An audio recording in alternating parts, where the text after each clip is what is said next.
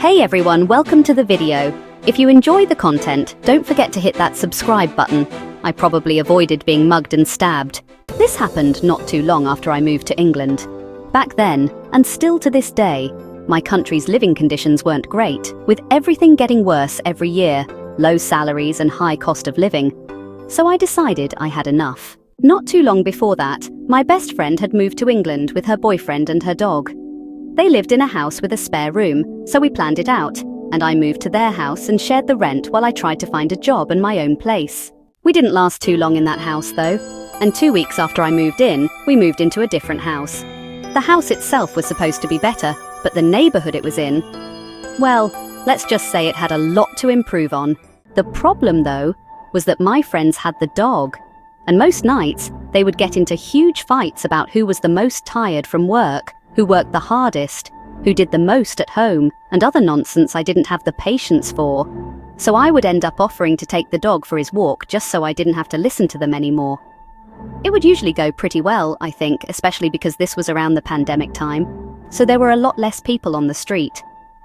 One night, though, was different. When I offered to take the dog and walked out of the house with him, I had this strange feeling going on like that night I shouldn't have offered to go and should have just stayed home. Then again, maybe it's best it was me and not my friend. Back then, I was 25 going on 26, well-built and broad-shouldered and could easily take a fight, even though I'm not a very tall guy, so would probably present a bigger threat than my friend. I went down the stairs, walked out of the building with a trash bag in hand, dumped the bag, and went on my way to the close entrance. As always, when I got to the main road, because I like to keep the walks different and fresh for the dog, I looked both ways to decide which way to go. That's when, to my left, I noticed this guy jogging in my direction. What troubled me, though, was that he was jogging in completely normal day-to-day clothes, not dressed to go out for a run at all. Thinking I didn't want to be judging people and didn't want to be feeling uneasy, I decided to just walk the other way and try to ignore the guy running my way. If it was the case, I would cross the road and see what happened. I wasn't the only one feeling uncomfortable, though, as the dog was refusing to just go about our way. He was an intense dog, with a massive focus when it came to trouble, and was a mix between a bulldog and a Portuguese hunting dog breed. So he was medium-sized, muscular, and had this habit of staring people down in a way that would make everyone uncomfortable. And that's just what he did then. I turned to my right, started walking down the street, having to pull the dog along every 5 seconds because he wouldn't stop turning around and observing the guy, who was still about 30 seconds jogging away from us. Of course, I kept my eye on the guy as well, taking advantage of having to pull the dog along to keep measuring how far the guy was from us. And when he was starting to get too close for comfort, I decided to cross the street. If he was just running past, he would be on his way. If there was something else happening, he would cross the street as well. Of course, that's exactly what happened.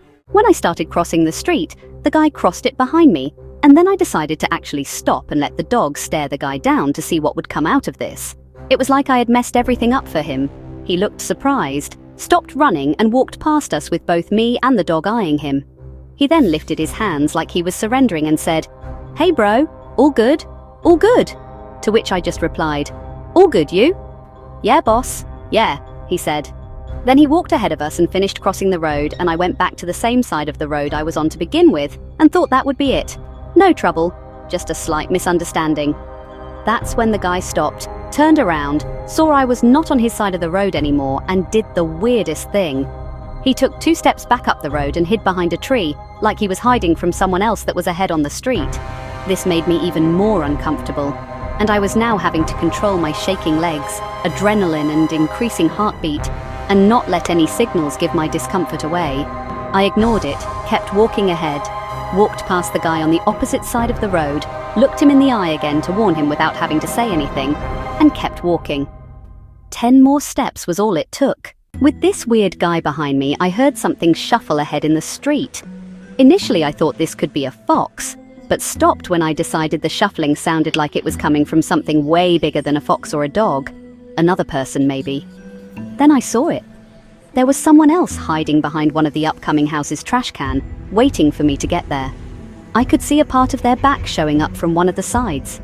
I don't know if me and the dog could have taken them on or not. But I decided then I wouldn't risk it for me, let alone risk the dog's life. I turned around and started walking up the street again. Walked past the first guy, who was still huddled behind the same tree, nodded at him, said goodnight and left. The surprise in his face confirmed everything to me. They were not expecting me to understand what was going on. Were not expecting me to turn around and simply walk away, and the first guy was not expecting me to still interact with him at all. For the night, I decided to just let the dog do his business in the little grass area behind our building. And that was it. Considering that this was a very dangerous and high-crime neighborhood, which keeps getting worse, and a month later my boss's son and his friends were mugged at knife point with a machete just up the road from where this happened, I think I made the right choice that night.